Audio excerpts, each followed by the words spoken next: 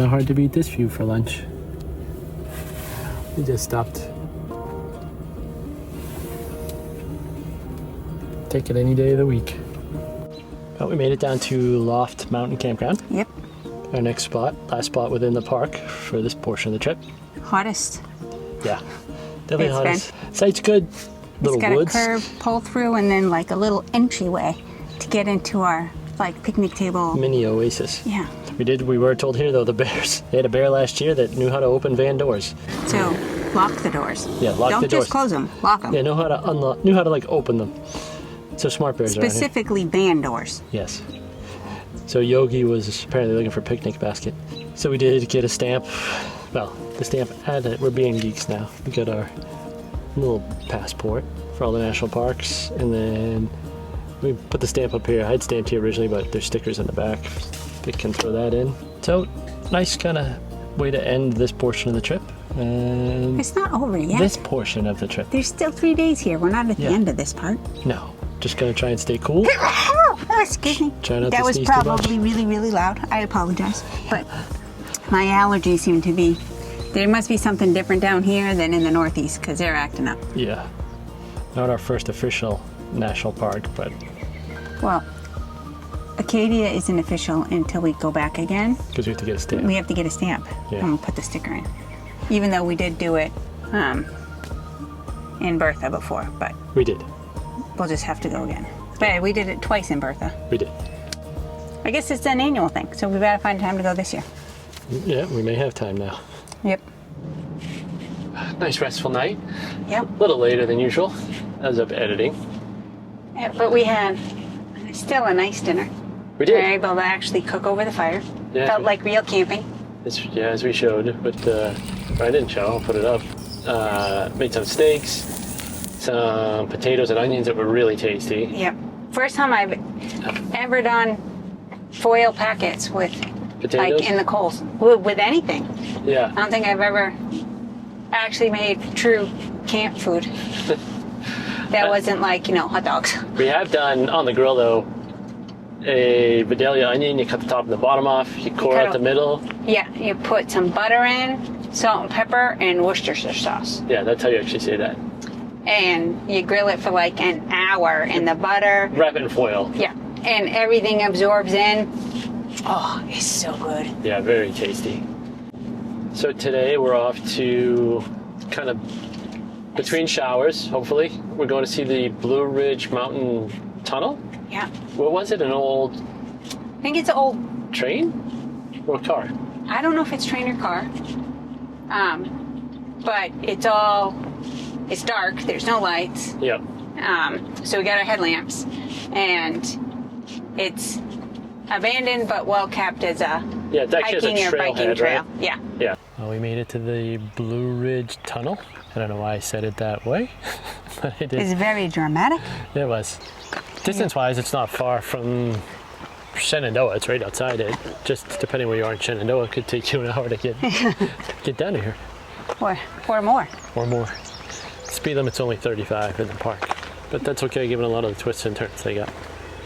It's a little bit of a walk, but given likely it's a rail trail, it's pretty easy to get to. And then there is some, if you want to go up, there is some elevation after it if you want to keep going to the west trailhead. So Vic mentioned it is required to have a flashlight or a headlamp. It says 300 lumens is what is recommended on the sign. Because it's unlit. It's cool, just like caves. It's about 700 feet below the surface at its deepest point.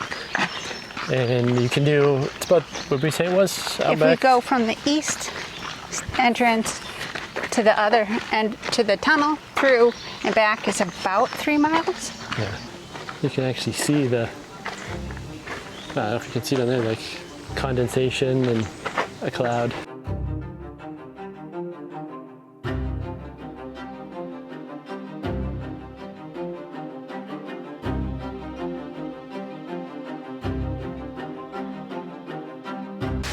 Oh, look at a waterfall.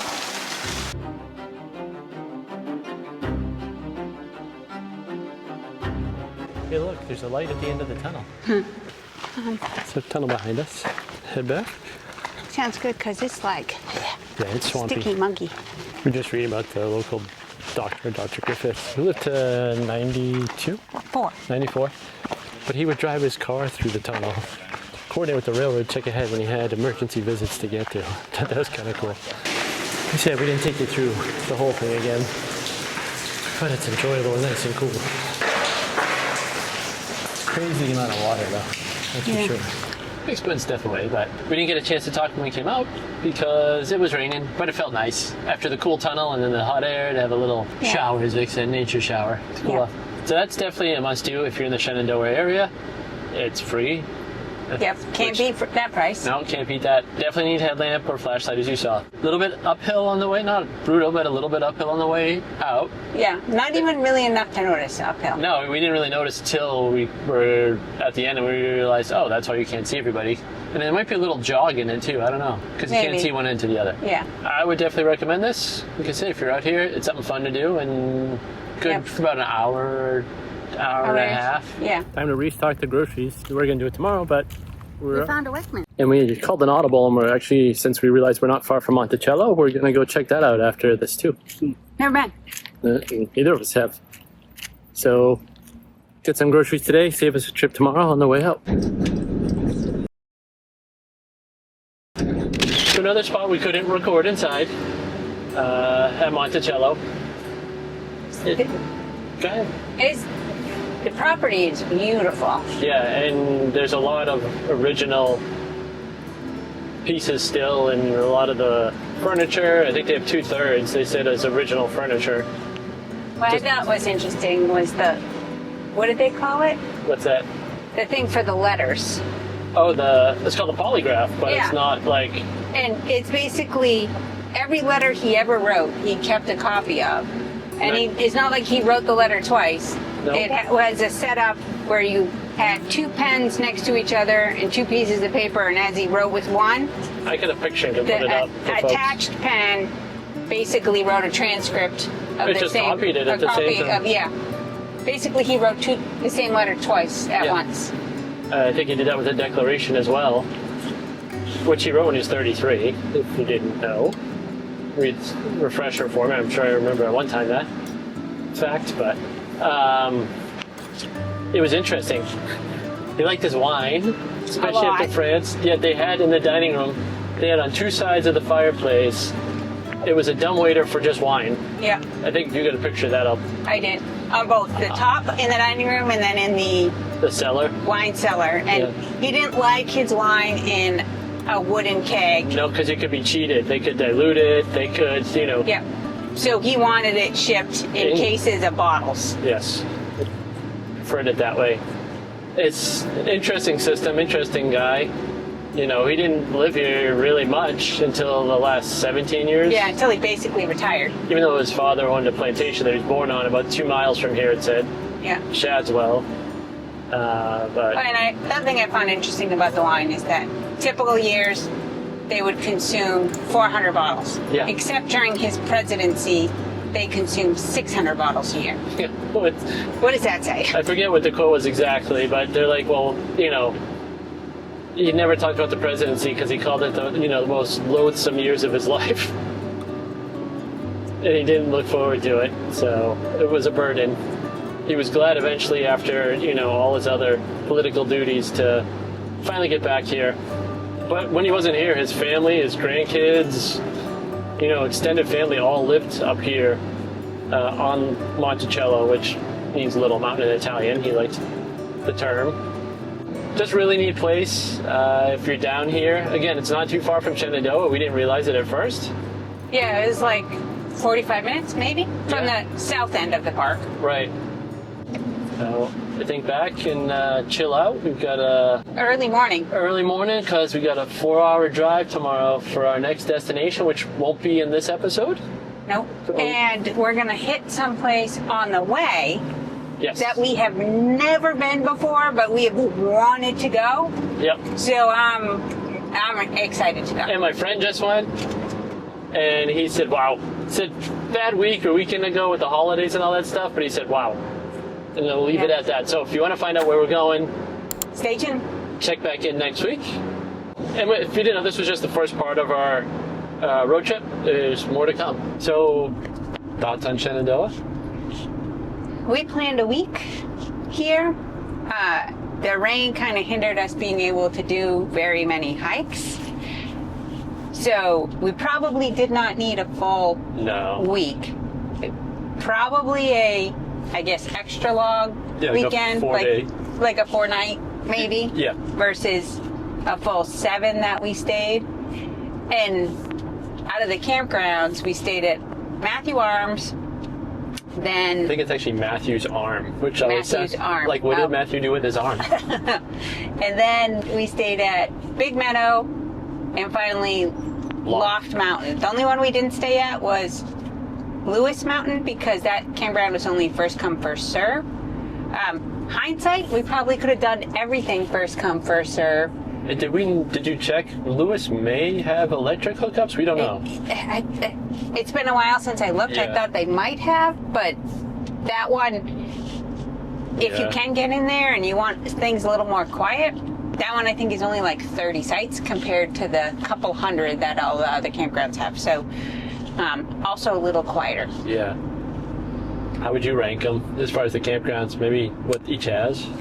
So what I liked about Matthew's Arm was it was kind of, because it didn't have all the services from the showers and things, it was a little creepy in the fact that it felt like we were staying there all by ourselves. Yeah. And but I kind of like that.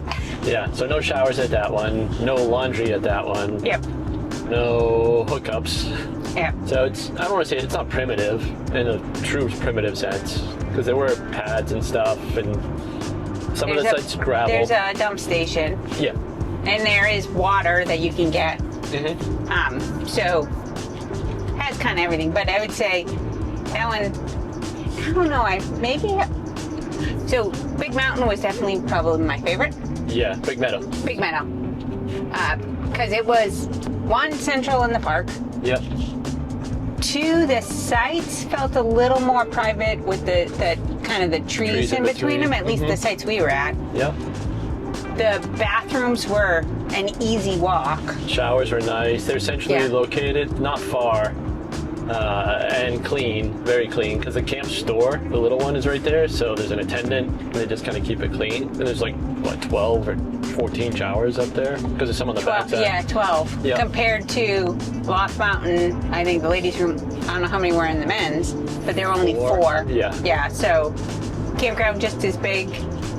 It's a good, half mile, 3/4 mile walk from where our site was, and we were in one of the loops closest to where the showers are. So there you almost want to drive to the shower. Or plan it if you're coming back from going out, which is what we did yesterday. So honestly, I'd probably rate Matthew's Arm above Loft. Yeah. Just from if you're only staying for a couple days. Yep. From the privacy perspective. And I think some of the hikes that we had wanted to do that were waterfalls or other good scenic views were on that end of the park versus the south end. So I think I'd go Big Meadows. Number 1. Yeah. Matthew's Arm, number 2. And Loft, number 3. Yeah, I'd agree. The only thing Loft had we didn't get to, and they'll have it, is they have an amphitheater, and they usually do programs. I don't think Matthew's Arm had one. Okay, but Loft did, so if you want some for the kids and stuff, there's that. Yeah, another thing that Matthew's Arm didn't have is, if you're not packing in all your own food, Loft and Big Meadow both have what they call waysides, which are places to get not just snack food, like actual cooked food. Yeah. Yeah, I'd agree with that assessment overall. I agree. Probably, like we said, a 4-day weekend is all you need. Yeah. And I don't want to say it was like, how people get amped up to go to Disney. Yeah. And they think it's this huge thing. I don't want to say it's quite like that, but I think I expected a little more than... Yeah, it's nice, like for a 4-day weekend, if you stay in Big Meadows, you want to see, there's a lot of the overlooks, if the weather's good and you can do the hikes. There's that, but it's not like some of the other national parks where there's so many different, landscapes to see, and because all the overlooks kind of look at the same. You look down at the valley, it's like, okay. And it's not like, so our only other true national park experience is Acadia, Right. which is completely different from this. Like Acadia, you go through and it's bumper to bumper cars on the road, loop road around it. This one is kind of deserted compared to that. Plus, Acadia has Bar Harbor and things to Right. do outside of I mean, we just did hit hiking things. in the park. We did the caverns. Yeah, we did did. the tunnel. You know. It's just a lot longer trip in and out. And by the way, I think we're gonna do the caverns as a separate episode. Just put them all together. So if you want to check those out, look for that episode coming up too as part of this road trip series. So yeah, I think that's a wrap though on Shenandoah. Yeah. Now on to our next adventure. Yes. So the fun is not done, as they say. But we've gone on long enough here, I think, and I gotta go pay attention to the road. So I'm gonna keep wandering. Hopefully you are. Bye.